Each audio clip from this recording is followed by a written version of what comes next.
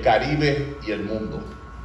Es una mirada interdisciplinaria a los desafíos contemporáneos de la seguridad alimentaria, las prácticas de subsistencia y las memorias que vinculan la comida con la historia y la cultura de nuestras comunidades. También en los próximos meses saldrá otro libro que se llamará Ciencias Sociales Hoy, Puerto Rico, el Caribe y el mundo. Es una antología conmemorativa del 80 aniversario del Centro de Investigaciones Sociales que reúne textos fundamentales de investigadores e investigadoras que han marcado la trayectoria del pensamiento social desde Puerto Rico hacia el mundo. Así que, como verán, estamos en un centro de investigación, un centro de publicaciones, y esta actividad representa uno de los espacios para compartir profesores, investigadores, profesoras, estudiantes, comunidad general, que se está haciendo, que se produce en la universidad. En esta segunda hora vamos a comenzar a presentar Memoria de la Costa, ensayo de etnografía, historia e imaginación antropológica, hecho por el doctor Manuel Valdés Piscini, un libro publicado por la Casa Paoli de Ponce.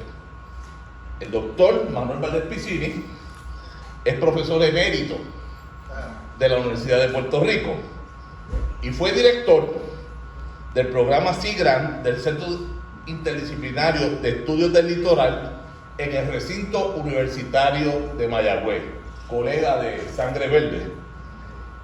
Ok. Yo soy gallego. Ok, muy bien, importante. Muy bien. Decano, él fue también decano de la Facultad de Artes y Ciencias e investigador residente aquí en el Centro de Investigaciones Sociales. Fue autor, libro de memoria de las tareas, un ensayo, y en un capítulo, Verdor que clama, medio ambiente, lengua y literatura. También trabajó el prólogo en la historia de la industria atunera en Mayagüez. El colega Valdés Piscini posee un doctorado en ciencias antropológicas de la Universidad del Estado de Nueva York en Stony Brook y se ha especializado en investigaciones en temas relacionados con la historia y la sociedad de pescadores, el uso, manejo de los bosques, también conservación de zonas y costas, elementos que son muy importantes en Puerto Rico hoy día, y más importante aún, estudiar las comunidades pesqueras en Puerto Rico. Nos acompaña también en la mañana de hoy para presentar su libro la doctora y amiga Mayra Vélez Serrano. Ella es la directora del Departamento de Ciencias Políticas aquí en la Facultad de Ciencias Sociales y es investigadora afiliada del Centro de Investigaciones Sociales y codirectora del Laboratorio de Opinión Pública junto al colega doctor Raúl Cámara Fuertes. Mayra obtuvo su doctorado en la Universidad Estatal de Nueva York en Buffalo. Hace frío. Entonces, estudio de organizaciones intergubernamentales. Ha impartido clases en State University of New York, en Buffalo y en Buffalo State College. Sus áreas de especialización son política internacional y comparada, con énfasis en el estudio de instituciones y métodos cuantitativos. Entre sus muchos haberes, es conductora, es la voz, una de las voces del programa radial Hilando Fino, junto a la doctora Melody Fonseca Santos, allá en el Colegio de Mayagüez. Por otro lado, tenemos al amigo Jorge Giovanetti Torres, catedrático del Departamento de Sociología y Antropología y coordinador del Archivo Histórico de Ciencias Sociales y el Caribe en la Facultad de Ciencias Sociales.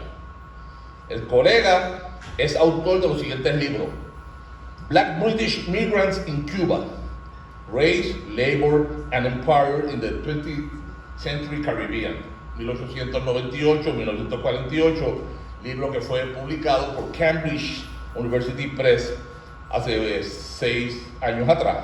También Sonido de condena, sociabilidad, historia y política en la música reggae de Jamaica, editado por Siglo XXI Editores, en el 2001. Ha sido un destacado, y puedo dar fe de eso, de lo que estoy diciendo aquí puedo dar fe de los tres colegas, ha sido un destacado investigador de temas sobre el Caribe y está vinculado al Instituto de Estudios del Caribe, siendo uno de sus directores hasta el año 2024. Así que es un placer para nosotros, para ustedes, escuchar a los colegas sobre un libro bien interesante que estamos nuevamente hablando, que es sobre Memoria de la Costa, ensayos de etnografía, historia e imaginación antropológica. Vamos a comenzar con la presentación de Mayra, comentará el doctor Giovanetti y reaccionará más adelante Manolo. Así que bienvenido y vamos a sentarnos a escucharlo.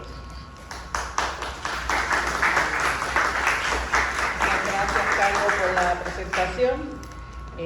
Voy a tratar de ser lo más sucinta posible en esta reseña. Originalmente la reseña me iba a tomar 1 hora presentarla y es lo peor que uno puede hacer, editar. Uno puede escribir, pero editar es mucho más difícil. Así que comienzo, ¿verdad?, aclarando algo. La primera vez que supe de este libro fue por sugerencia precisamente de Melody Fonseca, que tuvimos la oportunidad de entrevistar al profesor Manuel Valdés Piscini para el programa Hilando Fino. En aquel momento utilizamos como punto de partida algunos de los artículos publicados en 80 grados. Sin embargo, no fue hasta recibir la invitación formal a presentar precisamente este libro, Memoria de la Costa, que pude adentrarme de lleno en su lectura y sobre todo en el universo humano y geográfico que el autor convoca en esta página. Y como bien presentaba Carlos en su revisión de la biografía del autor, este libro recoge las décadas del trabajo en torno al estudio de las comunidades costeras, la pesca en Puerto Rico, la relación entre la cultura, el medio ambiente y la política pública en Puerto Rico. Y este libro recoge precisamente esa trayectoria vital. Es un libro que combina la crónica, la historia oral, la reflexión antropológica para pensar el litoral no solamente como un espacio físico, sino como un territorio simbólico, histórico y afectivo. Ahora, debo hacer otra aclaración importante. Como dice Carlos, yo soy politóloga de formación, mi entrenamiento es método cuantitativo, yo veo números y me alegro mucho. La etnografía, por tanto, me resulta un territorio ajeno, un lenguaje distinto. Pero quizá precisamente por eso es que esta lectura me resultó tan reveladora. Me acerqué al texto con la curiosidad de quien observa un mundo nuevo, con la disposición de quien desea comprender las experiencias y saber que desde otras disciplinas nos ayudan a mirar nuestra propia historia, tal vez de otro modo. Y esa curiosidad no fue puramente intelectual. Mi interés también es profundamente personal. Memoria de la Costa me llevó inevitablemente a pensar en las historias de mi propia familia, especialmente la de mi papá, Godofredo Vélez Tomasini, nacido en el arrabal El Fanguito. Su vida marcada por las mareas y la sequía, por la pesca de cocolía, por la pobreza y la marginalidad, pero también sobre la solidaridad de una comunidad que se cuidaba mutuamente, resonó en cada página de este libro, en las voces y la memoria que Valdés Piscini rescata. Encontré precisamente ecos de esas vidas que rara vez aparecen en nuestros archivos, en los discursos oficiales, pero que conforman el pulso real de nuestro país. Así que este libro precisamente representa en ese sentido 2 gestos fundamentales. Primero, es un esfuerzo monumental por rescatar, visibilizar y documentar la vida nuestra en y desde el litoral, las comunidades costeras, los oficios del mar, los vínculos humanos que se tejen alrededor del agua. Segundo, es también una obra de síntesis y legado, un volumen que reúne décadas de trabajo, una vida entera dedicada a estudiar y dignificar esos espacios donde otros solamente vieron periferia. Así que Valdés Piscini escribe no solo sobre la costa, sino desde la costa, desde su gente y desde su lenguaje. Y este libro está organizado en 4 partes. La primera parte, Memorias Iniciales, donde se trazan los orígenes del autor y sus primeros encuentros con la vida costera. La segunda parte, Memorias Técnicas, que abordan los procesos metodológicos y conceptuales de la etnografía como práctica de conocimiento. La tercera parte, Memorias Inscritas sobre el paisaje costero, donde se explora cómo la historia y la cultura quedan grabadas en el territorio. Y finalmente, Memorias Inéditas, donde se revelan textos y reflexiones que expanden el mapa emocional e intelectual del litoral. El resultado es una obra que combina la sensibilidad del narrador con la rigurosidad de un antropólogo. Una escritura que se mueve entre el ensayo, la historia oral y la imaginación antropológica. En un país donde las costas han sido escenario de despojo, transformaciones ecológicas y desplazamiento humano, Memoria de la Costa nos invita a mirar de nuevo y con respeto esos espacios que guardan la memoria viva de nuestras comunidades. En este libro nos adentramos a un mundo que para quienes crecimos en la montaña como yo, en Agua Buena, parece un continente distante. Aprendí lo que era la NASA, lo que era la atarraya, los cajones, el guariquetén, las mijúas, el cabrilleo, el bayalo. Cada uno de esos términos encierra no solamente una técnica o un objeto, sino una manera de habitar el mundo, de entender la naturaleza y sostener la vida. Con Valdés Piscini comprendí que ese lenguaje, el de la costa, el del agua, el de los oficios que se aprenden con las manos y la mirada, revela una lógica de vida propia donde conocimiento y experiencia se confunden en un mismo gesto.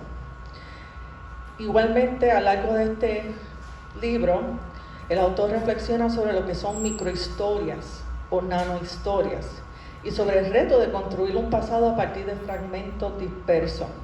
El autor escribe: cada vez que miro los datos y escribo, me percato de lo difícil que es reconstruir una historia sobre la vida de una gente de la que solamente tenemos migajas. Pero más allá del ejercicio metodológico, esta reflexión nos confronta con los prejuicios que pueden interceder en ese proceso de reconstruir las vidas, la memoria de comunidades a las que no pertenecemos. Valdés Piscini, en su candidez y humildad intelectual, reconoce en sí mismo esos prejuicios. Y esa virtud, tan poco común en la academia, revela un compromiso ético con la investigación. Y es porque la incapacidad de reconocer nuestros propios sesgos, de distinguir cuando hacemos suposiciones en vez de observaciones, ha permitido que el trabajo académico se convierta, y en demasiadas muchas ocasiones, en un arma para justificar estructuras de explotación, dominación y discriminación. Personalmente leía, buscando yo también en esas nanohistorias, rastro de lo que fue el fanguito. Descubrí que aquello vivido por mi padre se reprodujo en múltiples sectores de Puerto Rico, pero especialmente en San Juan.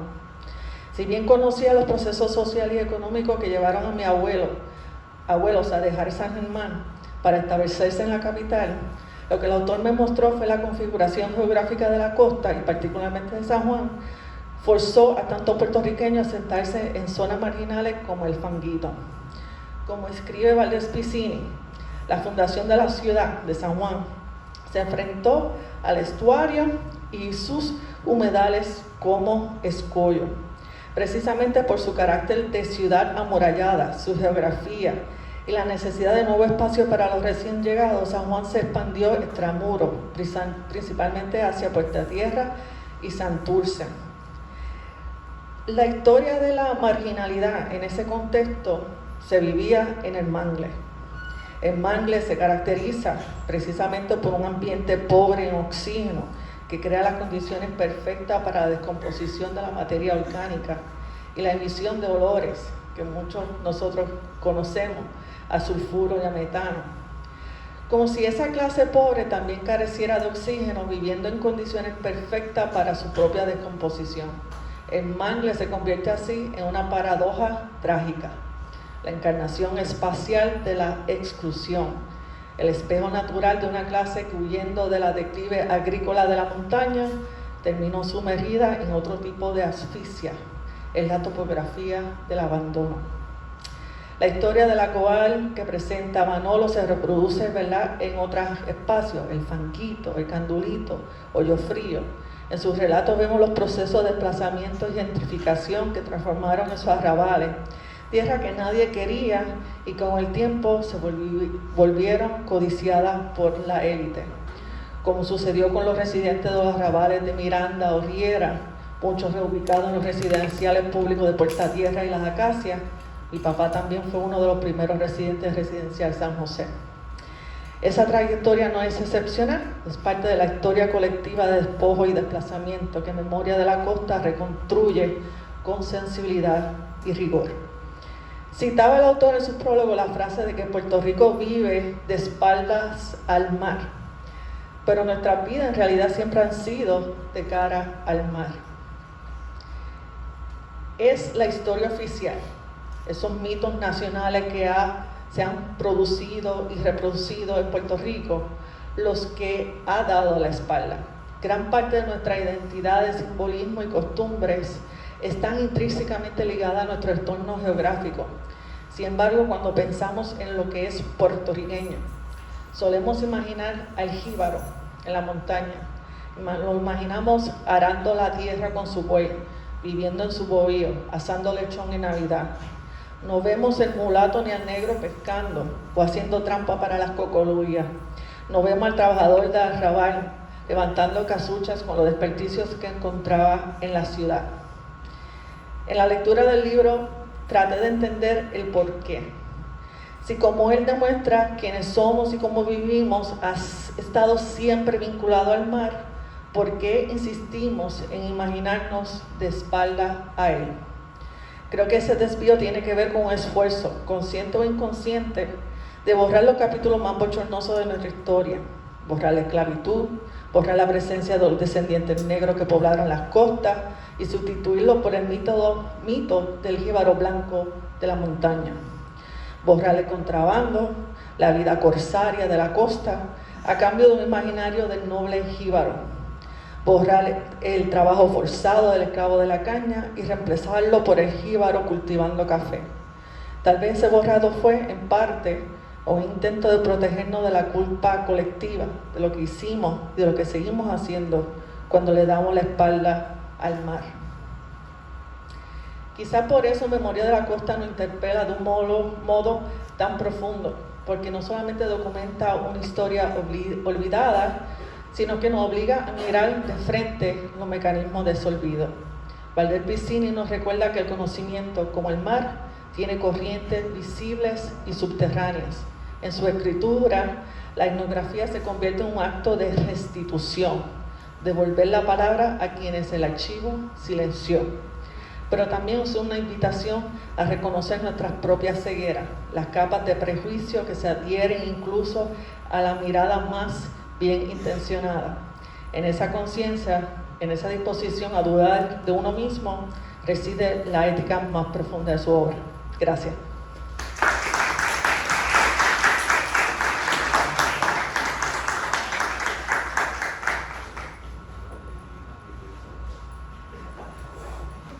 Gracias, Mayra. Vamos a tener ahora la reacción y escuchar al doctor Jorge Giovannetti sobre esta obra, que los invito a que lean. Y quiero hacer traer un punto aquí bien importante. Muchos de ustedes, en su mayoría estudiantes, nosotros los profesores e investigadores, no tenemos duda que en varios años ustedes estarán aquí presentando sus libros, haciendo sus investigaciones, y el país necesita de estas investigaciones, estas publicaciones y estas discusiones. Así que vamos a escuchar ahora al doctor Jorge Giovannetti.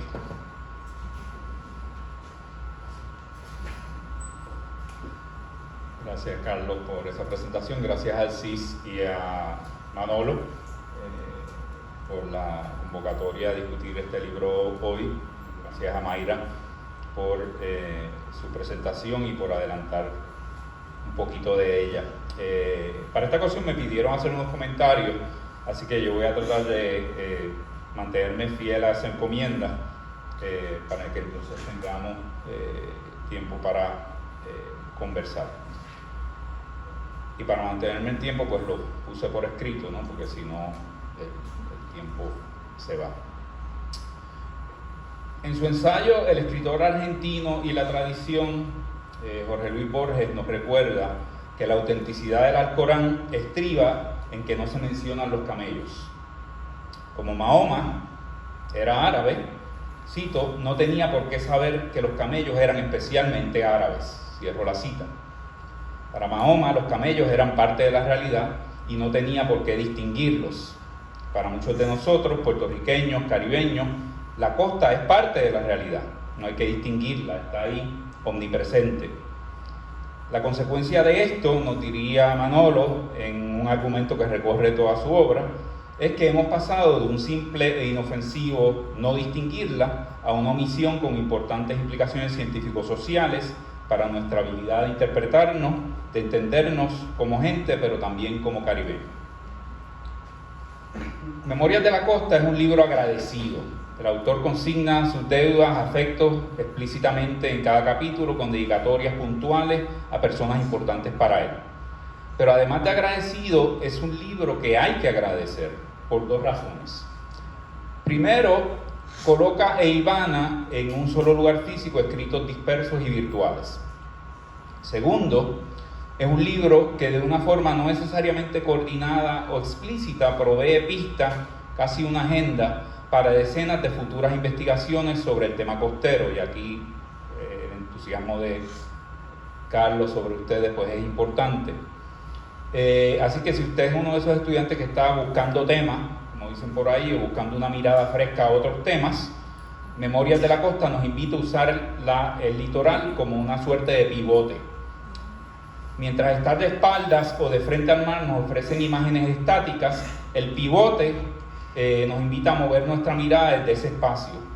Habiendo dicho eso, el tiempo me permite unas observaciones telegráficas y van a ser solo 4. Primero, el libro está insertado en una genealogía antropológica particular que nos lleva desde Valdés Piscini a Carlos Buitrago, cruzando por Meyer Fortes hasta Bronislao Malinowski. Como el autor pues nos menciona a los muertos, pues yo voy a desenterrarlos un poquito. ¿Cuál es, nos preguntó Malinowski, la magia del etnógrafo? La que permite ver y captar lo que él nombró en ese momento los imponderables de la vida real. La rutina, lo cotidiano, rituales de alimentación, tonos de la conversación, las amistades, las enemistades, las simpatías y las antipatías, la forma sutil de la vanidad y las reacciones emocionales. Y estoy citando de la introducción de los Argonautas del Pacífico. De manera más sucinta, el nieto puertorriqueño de Malinowski, Carlos Buitrago, resaltó la importancia de la etnografía al señalarlos que ningún cuestionario puede capturar las sutiles sombras de diferentes colores y tonalidades de la vida, de la humanidad. Cierro la cita. Repito lo que debemos tratar de ver: sombras, colores, tonos y sutilezas. 4 metáforas interpretativas distintas pero vinculadas y ciertamente profundas. Las últimas 2, tonos y sutileza, son repetidas por Buitrago y por Malinowski. Cada capítulo de Memorias de la Costa es un caminar. Tengo que admitir que recuerdo aquella foto que puso Manolo en las redes sociales hace un tiempo atrás, no sé si fue Puerto Real o Aguadilla, una foto que me hizo pensar, y creo que comenté, los observadores observados, citando el libro de George Stocking. Pero en efecto, su libro es un caminar por el litoral y por los documentos del litoral, y uno se siente como que él va llevando de la mano a uno. En el proceso, Manolo captura muchos imponderables y sobre otros muchos imponderables nos indica dónde y con qué mirada pueden ser capturados. Es a partir de muchos de esos imponderables donde se podrá capturar la relevancia y omnipresencia de la costa. Mi preocupación, y lo tengo que expresar aquí, es con los futuros antropólogos y antropólogas y los futuros científicos sociales. ¿Para quiénes son estas pistas? Pues resulta que la tecnología, en lugar de ayudarnos a observar mejor, nos ha tornado hacia un cómo queremos ser mirados y cómo me van a mirar a través de las redes sociales. Vamos perdiendo la capacidad de observar, la estamina de la mirada, la capacidad de retención observacional y la perseverancia y sensibilidad que requiere una genuina y honesta mirada antropológica como la que nos demuestra Manolo en su libro. Esta pérdida de captar imponderables no es solo una preocupación científico-social, lo admito, es una preocupación que aplica a nuestras relaciones humanas. Mi segundo punto telegráfico. Hay otra genealogía que quiero resaltar, no de mentores, sino de la antropología en Puerto Rico. Manolo correctamente apunta hacia otros antropólogos cuyo trabajo e informantes nos pueden ayudar a, cito, reconstruir pedazos de la vida costera. Cierro la cita. Algunos de estos antropólogos, pero también historiadores, inclusive se ubicaron sus temas en la costa, aunque no se haya concentrado en ella o solamente la hayan utilizado como pivote para mirar hacia adentro. El autor nos menciona a Sidney Mintz, cuya llegada a Santa Isabel, al barrio Jauca, está marcada por la conciencia sobre la costa. En una carta del 5 de abril de 1948, Mintz le escribió a su amigo Eric Wolf señalando que habitaban un cuarto, cito, con 2 ventanas. Una ventana abre hacia el patio de la escuela elemental vecina y la otra hacia el Caribe, ni a 20 pies de distancia. Cierro la cita. En efecto, durante su primera estadía en Puerto Rico, Mintz tuvo una lista de aventuras costeras, desde irse de cacería con Cheo Díaz a los pantanos de la costa, hasta invitaciones a pescar. En su diario del 9 de octubre de 1948, Mintz escribió: "Although fishing is probably the most important subsidiary economic activity in Barrio Jauca, this trip was really in the nature of a rough sport. We fished from about 8 p.m. to 4 a.m. Cierro la cita. Acto seguido, Mintz concluyó que la pesca era una pérdida de tiempo e ineficiente. Su informante Tazo le escribió cartas variadas en la década de los 50, en las cuales la playa aparece, ya bien recordando un memorable almuerzo con el padre de Mintz, que asumo que vino a visitar, o añorando poder disfrutar un rato feliz en la playa. Inclusive Eric Wolf, inmerso tierra adentro en su trabajo de campo en las montañas cafetaleras de Ciales, no podía escapar a la costa, aunque fuera para documentar prejuicio. Según Wolf, los hombres que regresaban a Ciales desde la zafra en la llanura, cito, acusan a la gente que vive en la costa de brujería. Cierro la cita, indicando que allí en la costa no existía seguridad. Lo que quizás quiero decir es que Valdés Piscini apunta y olfatea correctamente cuando nos obliga a mirar a la costa y a la antropología en y desde la costa. Esto fortalece ambas cosas, tanto el tema como la disciplina, es decir, la importancia del litoral y el valor de la etnografía como la herramienta adecuada para capturar los detalles imponderables de esa vida costera, de la omnipresencia de la costa, inclusive desde la altura. Mi tercer punto tiene que ver con la etnografía histórica en la que se ha insertado Manolo con los libros de novedades de la policía en el Archivo General de Puerto Rico. Tengo envidia del tiempo que él ha podido dedicar a esta fuente tan importante, pero diré 2 cosas puntuales. En clave interdisciplinaria, su trabajo conecta con aquel desde la historia que explotó Fernando Picó, entre otros historiadores. En clave caribeña, me recuerda el trabajo de la colega Alejandra Brofman en su libro Measures of Equality, en el cual Brofman utiliza las fuentes policíacas como una suerte de notas etnográficas de la afrocubanía y de los brujos en la Cuba de principios del siglo XX. Me parece que ahora que muchas de las fuentes se están digitalizando gracias al esfuerzo de Puerto Rico Archival Collaboration, que corre Aldo Lauri en Rutgers University, uno esperaría que muchos de ustedes estudiantes puedan seguir dándole la pista a las novedades de la policía que Valdés Piscini utiliza. Finalmente, mi cuarto punto. Al obligarnos a mirar a la costa y desde la costa, Valdés Piscini nos coloca en nuestro contexto caribeño, ese mismo que muchas veces olvidamos desde cualquiera de los 2 extremos políticos del país. De un lado, el nacionalismo desde el cual miramos hacia adentro y desde adentro.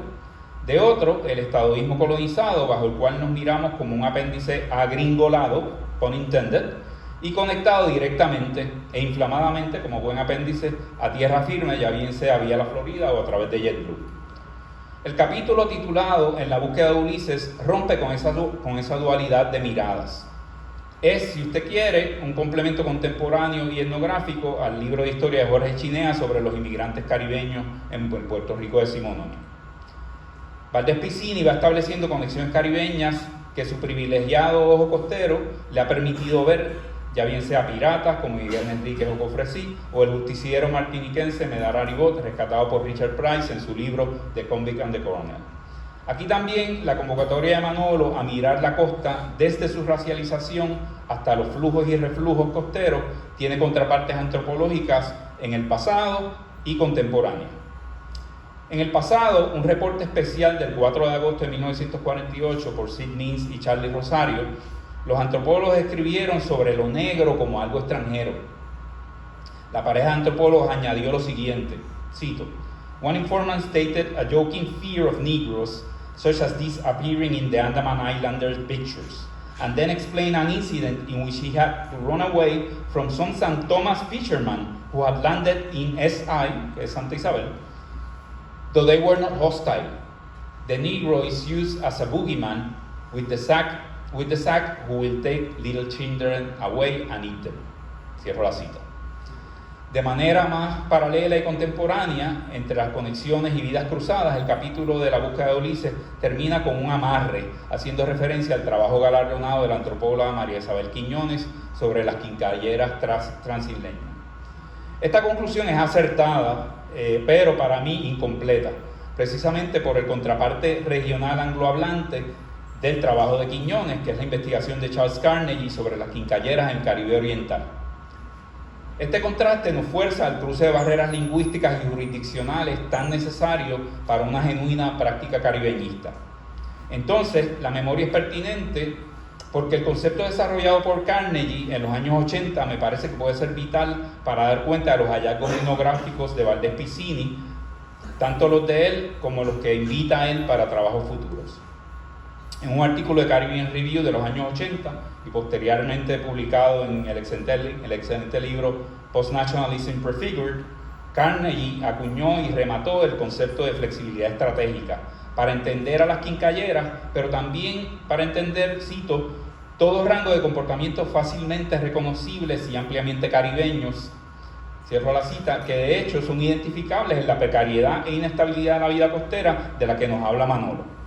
La flexibilidad estratégica, primero, cito, describe un posicionamiento desvinculado y relajado, yaciendo en la espera, una actitud de expectativa desde la cual uno se puede mover hábilmente para tomar ventaja de lo que sea que surja. Cierro la cita. Además, nos presenta, cito, una genuina construcción de opciones múltiples, capital potencial, que sirve de cobertura para inseguridades futuras. Cierro la cita. Carnegie, caribeño al fin, provee un concepto de utilidad para la antropología de la costa que propone Valdés Piscini y a grandes rasgos es la contraparte conceptual anglohablante para la brea que nos expuso Arcadio Díaz Quiñones. Pero para ese contrapunteo tiene que cultivarse una genuina práctica caribeñista en Puerto Rico.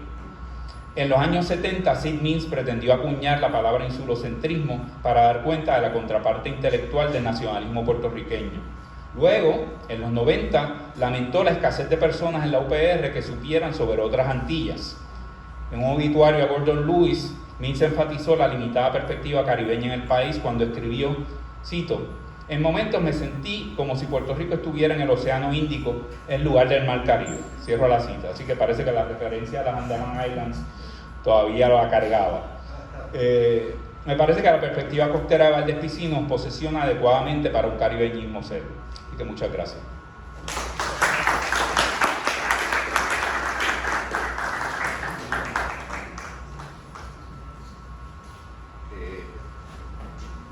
Gracias, Jorge. Quiero aprovechar aquí, reconocer la presencia, ya que estamos hablando, conversación entre antropólogos, la presencia del doctor Jaime Pérez, recién retirado, donde su trabajo no solamente fue en las costas, creo que fue en los cementerios.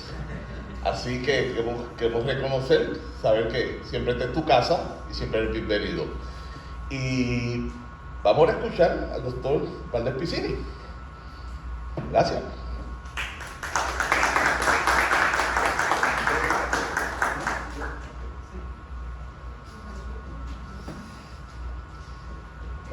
Primero que nada, agradecido a todas y a todos por su presencia. Quiero agradecer esas lecturas íntimas, personales, familiares y caribeñistas antropológicas, etnográficas de mis dos colegas aquí. Primero, voy a tocar un punto que tocó la compañera, y es que en estos días estoy terminando un libro que me ha atormentado en los últimos 30 y pico de años, que tiene que ver con una cosa que nadie sabe y que nadie va a leer, que es sobre los corrales de pesca en Puerto Rico. Y estoy leyendo y estaba examinando documentos de una columna de los pescadores deportivos en Puerto Rico, escrita de 1950 al 54, que se llama Pescando en Puerto Rico, y estaba leyendo precisamente en estos días sobre cómo ellos veían a los pescadores del fanguito, cómo los veían como que había que erradicarlos, pero si los erradicamos nos quedamos sin las áreas que son importantes para la carnada de distintos tipos de pesca recreativa. Entonces, ahí, ¿verdad? Cuando lo mencionaste, yo dije, bueno, me está leyendo la mente porque estoy en ese proceso.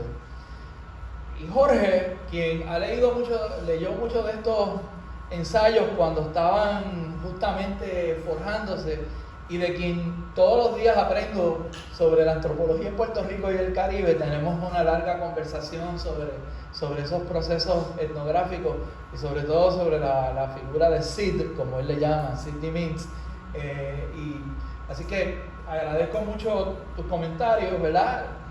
Hay mucho más que se puede decir sobre ese particular, pero también me ha leído la mente porque justo en estos días, estoy releyendo Los Argonautas del Pacífico Occidental de Bronislaw Malinowski, y he repasado en varias ocasiones eso sobre lo imponderable de la vida cotidiana y de cómo el método de estar ahí, estar presente, tomar notas, cómo se distingue de otra gente que está mirando la costa. Este libro tiene un mantra muy particular y es: no le hemos dado la espalda al mar. Todo lo contrario, hemos estado ahí, hemos transitado por todos sitios, ¿verdad? Y el libro trata sobre ese particular. Quiero tocar algo que dijo Carlos, que le exhortó al estudiantado que algún día, ¿verdad?, podían estudiar y hacerse antropólogos, sociólogos, científicos políticos y estar aquí hablando. Y quiero decirle que esto empezó ahí en el REP, en un curso de métodos etnográficos con Carlos Buitrago, que un día nos sentó allí y nos dijo, bueno, vamos vamos para la bahía de San Juan a hacer etnografía. Y allá nos zumbó de cabeza a hacer etnografía, y de ahí yo no creo que he superado lo que hice para Carlos Buitrago en una monografía de 100 y pico de páginas sobre ese particular. Así que, ¿verdad? Eso fue para mí un momento importante en mi carrera, y todavía cito, bueno, quienes me conocen saben que en mi oficina hay una foto de Carlos Buitrago, ¿verdad?, advirtiéndome, como sugiere Giovanetti, hay que ocupar la universidad todos los días. Está allí él, yo lo miro y digo, bueno, Carlos, estoy hoy escribiendo algunas cosas aquí sobre distintos temas. Una cosa que quería comentar, que Jorge también lo mencionó, que es sobre el agradecimiento a colegas, pero el libro, las primeras páginas son agradecimiento a todos mis estudiantes, a todas las personas que pasaron por mi lab, por mi oficina, por mis proyectos de investigación. A todas y a todas ellas les estoy muy agradecido, porque de ellos he aprendido. De hecho, a una de ellas le dedico uno de los capítulos, precisamente el último capítulo. Un detalle que quería comentar sobre el libro es que se lo dediqué a mi compañera Astrid Cruz Paul, que entre otras cosas estoy vivo gracias a ella. No hay que entrar en los detalles, pero, ¿verdad?, estoy vivo gracias a ella en mi momento de salud más difícil. Entonces ella estaba leyendo el libro. Ella es química. Los químicos son gente precisa, los datos, lo cuantitativo, ¿sabes? La precisión.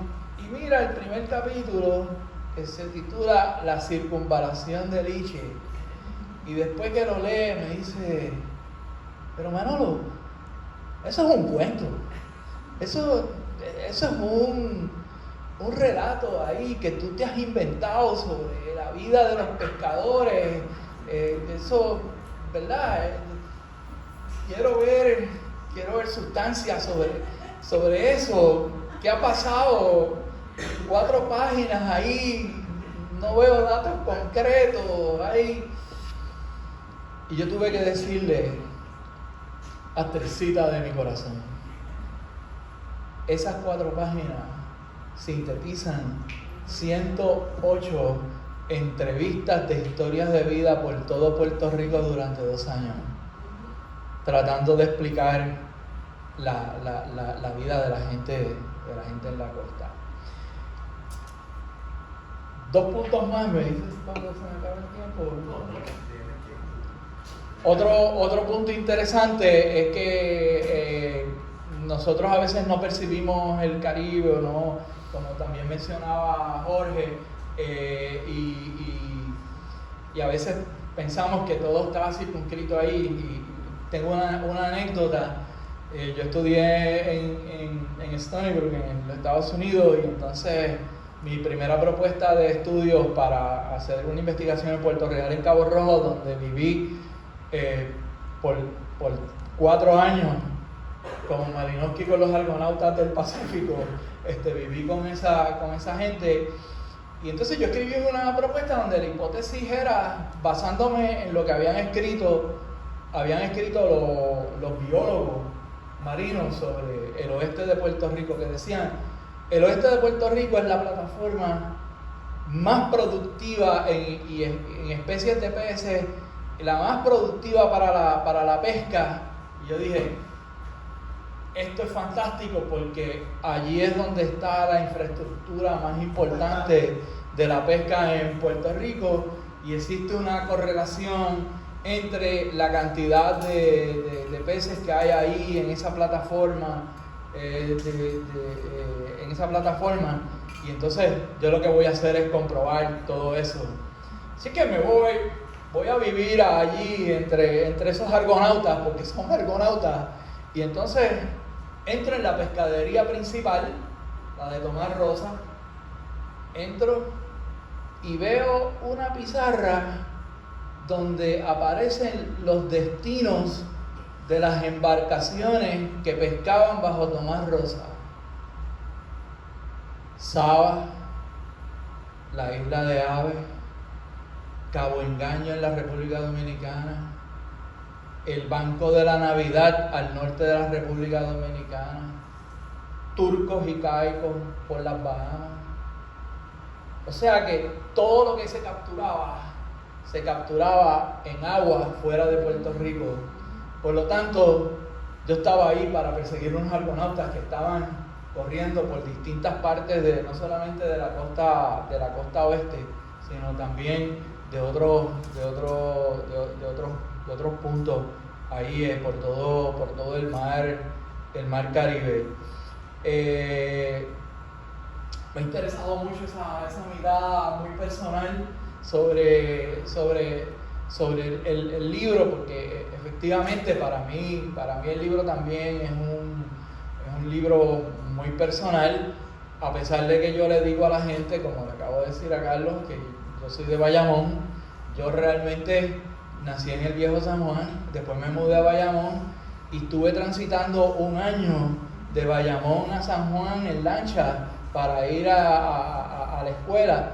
Así que vengo de una tradición familiar que siempre estuvo muy cerca de la costa, muy cerca del mar. Así que el libro para mí tiene muchos ribetes, ¿verdad?, muy personales que he puesto ahí. Hay algunos temas en el libro que no se comentan mucho, pero que quienes estén interesadas o interesados, y hay un capítulo entero sobre la parguera, un artículo, La Palguera desde el siglo XIX hasta 1968, que cubre el momento álgido de la ocupación de La Palguera en 1960. Y voy a hacer una confesión pública que nunca he hecho. Yo venía trabajando el caso de La Palguera porque había trabajado sobre la cuestión, ¿verdad? Tengo un libro sobre la cuestión socioecológica de La Palguera con Michelle Chatter en inglés, cubriendo todo eso. Pero así que venía cubriendo la historia de La Palguera. Y un día me llama alguien: Toño, espero que esto sea algo confidencial. Sea algo confidencial. Me llama un alto funcionario del Departamento de Recursos Naturales y me dice: Manolo, yo tengo una caja aquí de documentos. Esos documentos los están botando en el Departamento de Recursos Naturales. Esos documentos tienen que ver sobre La Palguera. Los van a botar. Tú me dices si los quieres. Yo le digo, pues claro, voy y los busco. Y resulta que ahí hay toda una serie de documentos sobre la ocupación de La Palguera en la década del 60. Y junto con eso, una vista pública en el 61, que está en el Archivo General de Puerto Rico, que pude ver toda una deposición guiada por el representante Benjamín Cole, que después fue el cacique de Mayagüez por muchos años.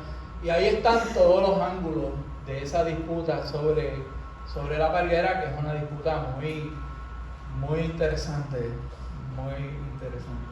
Así que estos son algunos hitos del libro que me parece que son particulares, que pueden ser de interés para muchas y muchos de ustedes, pero con mucho gusto entretengo algunas preguntas. Tengo algunos libros ahí que puedo vender si es posible. Sí, ¿por qué no?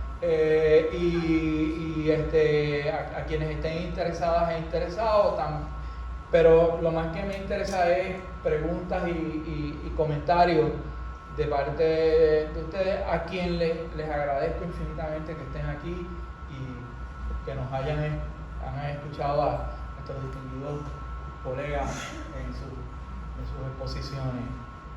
Muchísimas gracias.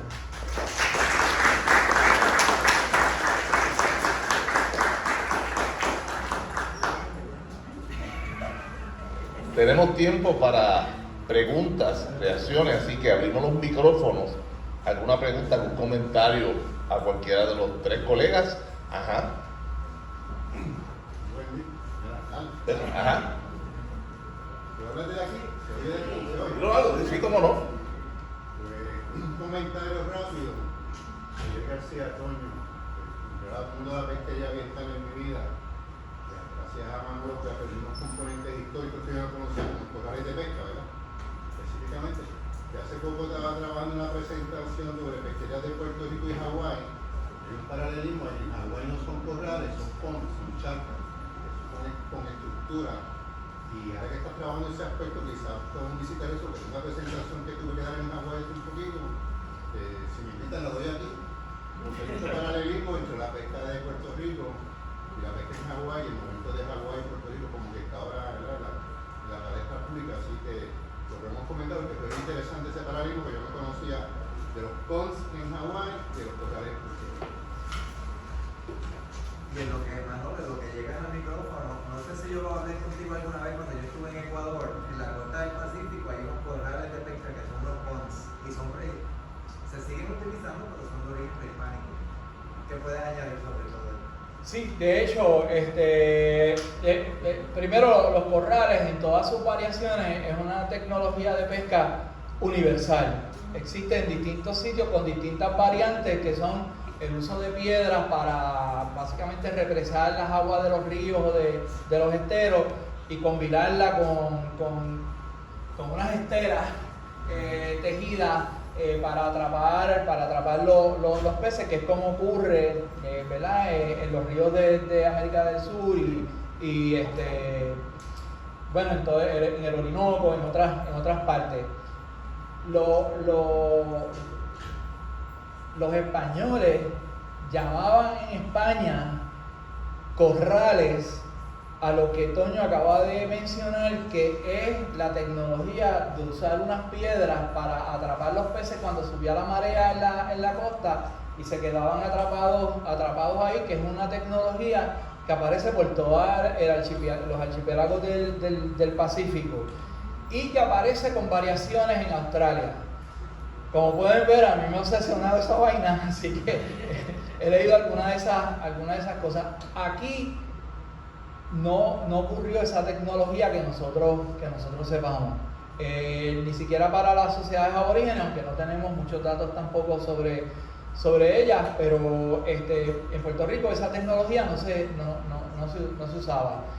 Pero entonces, ¿qué pasa? Que los españoles aquí le llamaban corrales a esta otra tecnología, cuando en España le llamaban paradas o le llamaban de otras maneras. Le llamaban empalizadas, paradas, ese tipo de cosas. En los siglos XVII y XVIII. Tiene otra pregunta más.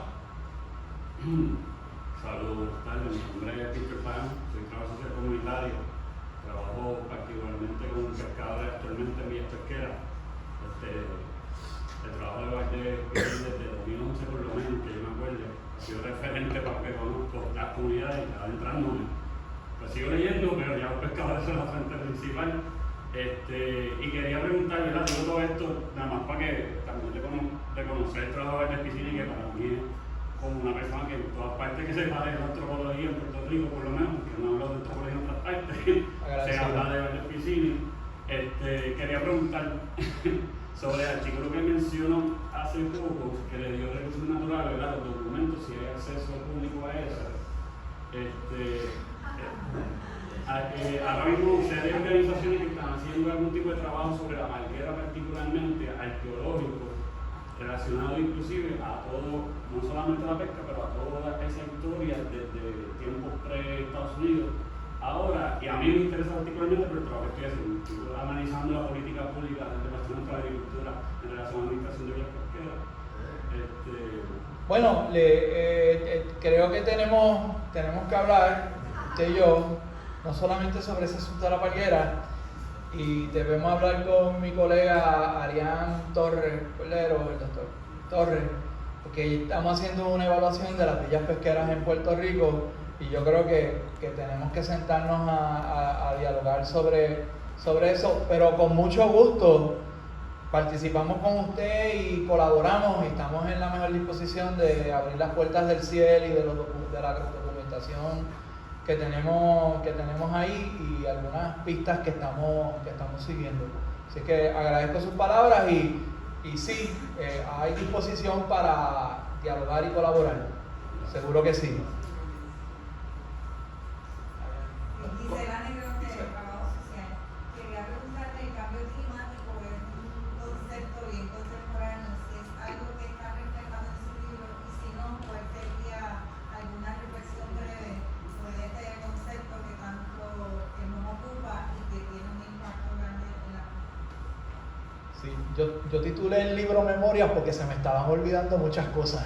Entonces, ahora mismo hay algunas instancias sobre, de hecho hay un capítulo entero que trata sobre toda la transformación que está ocurriendo, que se llama sobre la vulnerabilidad de la costa. Porque ¿qué pasa? Que nosotros sabemos que las comunidades menos aventajadas que viven en los sectores costeros son las que reciben el impacto de grandes eventos y del cambio climático, ¿verdad? Y entonces, pero ¿qué pasa? Que en años recientes nos hemos dado cuenta que la gente que es pudiente, que tiene condominios en la zona costanera, también se ven afectadas por eso, porque están en algunos casos violando las leyes de la zona marítimo terrestre y entonces se ven impactadas y hay un capítulo donde cito precisamente los trabajos de Aurelio Mercado, que durante mucho tiempo ha sido una de las figuras importantes en medir todos estos procesos. Así que sí hay un capítulo, acabo de recordar que sí hay un capítulo donde sí se trabaja el tema del cambio climático y todos esos asuntos. Sí, Tania, que precisamente en este momento está dando una conferencia en Mayagüez sobre la cuestión de cómo avisarle a la gente sobre los eventos y todo eso. ¿Alguna otra pregunta? Una pregunta. Lidia.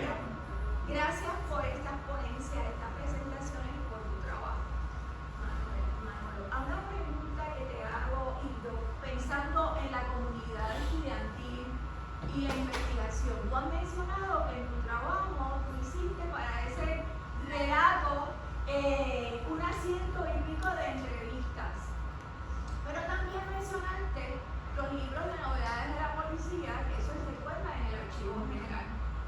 ¿Hay alguna vinculación, verdad, con la delincuencia y el tema de los pescadores? ¿Hay alguna, por qué fuiste a los libros de novedades que te dan y qué tú estás haciendo en ese contrapunto, entrevista, documento? Dos cosas. Primero que nada, yo fui al libro de novedades de la policía porque habíamos digitalizado el de Mayagüez Playa y lo que nos interesaba era toda una serie de asuntos relacionados con los muelles, con la costa, que aparecen ahí, no necesariamente porque estaban en el ámbito del delito, sino porque los policías narraban sobre todo lo que veían en ese contexto, y también porque aparecían cosas relacionadas con la pesca que contrastábamos con el censo de 1930 y 1940 para hacer una reconstrucción de los barrios Marina Septentrional y Marina Meridional en el área de Mayagüez. En el capítulo que se titula En búsqueda de Ulises, otra vez en la memoria, En búsqueda de Ulises, hay una narración sobre el proceso de cómo se transita entre la ilegalidad desde el siglo XVIII hasta el siglo XX. Y parte de esa ilegalidad hay unos eventos que el que lea el capítulo con detenimiento va a ver que tiene que ver con la cuestión de las drogas y otra serie de aspectos, porque la costa es eso, la costa es eso. Y hay un capítulo que tiene que ver también con los españoles tratando de hacer una vigilancia de costa en el siglo XIX, a finales del siglo XIX, porque por ahí iba a entrar las revoluciones de América del Sur y todos los movimientos libertadores, y hay un capítulo precisamente sobre eso. Y por la costa también entraban los libros clandestinos, porque la censura. Claro. Entonces, hablando de libros, quiero mencionar que afuera hay 2 mesas en donde ustedes pueden acceder a las publicaciones gratuitas y otras que se pueden comprar. Espero que tú pongas tu libro allá afuera también. No, Yo también soy de comunidad de aledañas al Mangre. Mi papá de mis padres de crianza era carpintero de Sonería. Viajaban buscando y probando ganado por Cuba y Jamaica, visitamos continuamente. Y él narraba que iban continuamente y no había ningún tipo de problema. ¿Hay alguna publicación o usted conoce de esos eventos un poco por la línea de Virginia que llevaron a esa regulación de las embarcaciones, de prohibiciones de movilidad? Tremenda pregunta, porque la respuesta es que no hay publicaciones sobre eso, excepto hay un libro sobre Mayagüez que yo una vez examiné en la década del 80, que mencionaba cómo entraba la gente de la República Dominicana a Puerto Rico y todo eso. En el capítulo que trata sobre En búsqueda de Ulises, pues esta gente viajaba por el Caribe y Y estoy hablando de la década de 1980, o sea, que no estoy hablando de otro siglo. Y entraban con gran facilidad, sin entrar en aduanas y todo eso. Tercero, le doy una anécdota, una anécdota personal, ¿verdad? Porque todo esto, como le digo, tiene mi segundo apellido es Piscini, pero de una larga tradición supuestamente corsa, de corsos que tuvieron hijos con mujeres negras esclavas y no les cedieron ningunos derechos. Pueden ver el libro de Astrid Cubano, donde no aparece ese dato, pero aparece que no dejaron herencia a nadie. Bueno, así las cosas, los corsos, los Piscini se dividieron en dos. Unos se fueron para el área metropolitana, que son los míos, y otros se fueron para Mayagüez. En Mayagüez están los Piscini que hacen orilla. ¿Qué pasa? Que yo estaba dando clases en el Poli, en San Germán, en 1979. Yo empecé allí hace tiempo. Y después que terminé la primera clase, viene un joven negro y me dice: oh, pero usted es Piscini. Y dice: usted tiene que ser familia de mi papá. Y yo le digo: pues déjame ver, pero yo no veo ningún Piscini aquí en la lista. No, lo que pasa es que mi papá... Y la historia es que esos Piscini eran carpinteros de Rivera, eran boleteros, iban a República Dominicana, tenían relaciones con toda esa gente, traían mercancía, apenas pasaban por las aduanas, y entonces era una sociedad de un flujo extraordinario. Así que ese es un tema, sobre todas las cosas, para estudiar. Creo que Sí, profesor. Bueno, primero felicidades por el libro y por la presentación, muy bueno. Quería preguntar sobre el concepto de imaginación, que usa el título y también usa bastante en el escrito. Imaginación por un lado para rellenar las lagunas de las memorias y por otro lado para visualizar el futuro. Entonces me llamaba la atención si podría ese concepto de jugar con la imaginación para el pasado y para el futuro simultáneamente, si podría compartir alguna reflexión sobre eso y también pensando, ¿verdad?, en los estudiantes, que son una de las herramientas más fuertes que pueden hacer. Bueno, mi posición es, o sea, para muchos temas de la historiografía puertorriqueña hay muchísimos datos,